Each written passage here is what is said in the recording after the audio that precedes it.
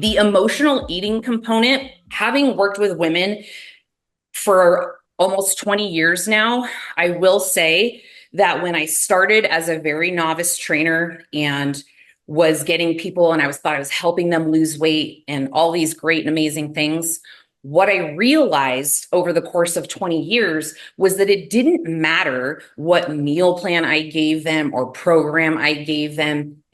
That did not matter. What mattered is if they were not handling the things on the outside of their life that were eating at them, they were going to have issues with emotional eating. I can give you all of the tips, strategies, tricks. I can give you all of them. I have an exhaustive list. But at the end of the day, if there is something external in your environment that is causing you to emotional eat, which is one extreme, or to not eat at all, because we see that too with women, you need to address that factor first and foremost. Personally, in my humble opinion, anything else is just a Band-Aid. So I want you to take that for what it is. If that means anything for you today, when we go into the workshop piece of this, to think of it on a deeper level. If nighttime snacking, binging, being addicted to sugar, being addicted to alcohol, whatever your thing is that is the one thing, if you got on track, would make all the other dominoes tip, what is triggering you to do that thing? I know I got deep on you, so bear with me on that one. So with that, you tend to get into these, again, all or nothing approaches, and breaking free from that really stems to getting to the root. So that way you can start to clean up the mess, right? I've been there myself, and it comes and goes sometimes in chapters. All right, Denise.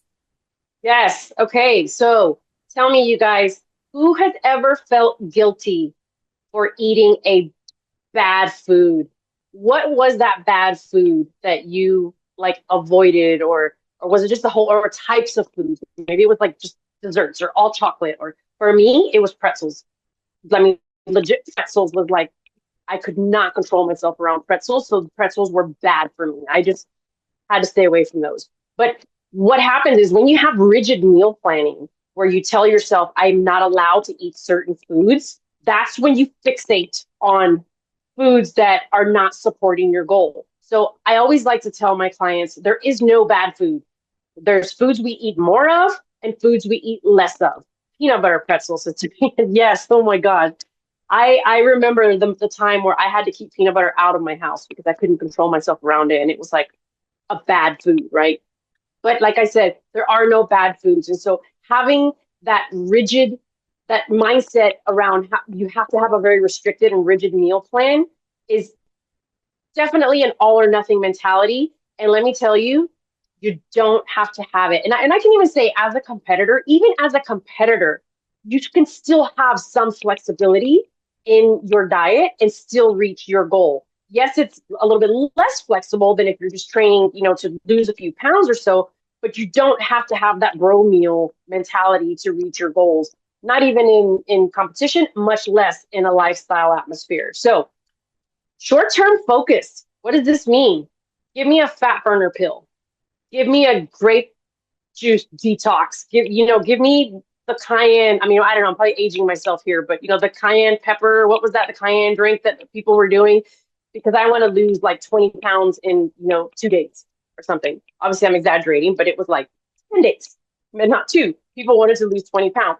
You want that quick fix. You're not willing to put in the work. You just want short-term, not and just temporary results.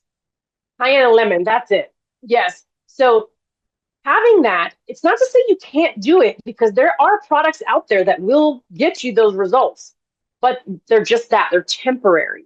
And so when you don't want to do the work, you want the results, but you don't want to do the work, that is definitely an all or nothing mentality that if you don't snip it in the bud, it's really going to hold you back and you're going to get temporary results. And then you're most likely going to gain it all back and then some. So we definitely don't want to have that short-term focus.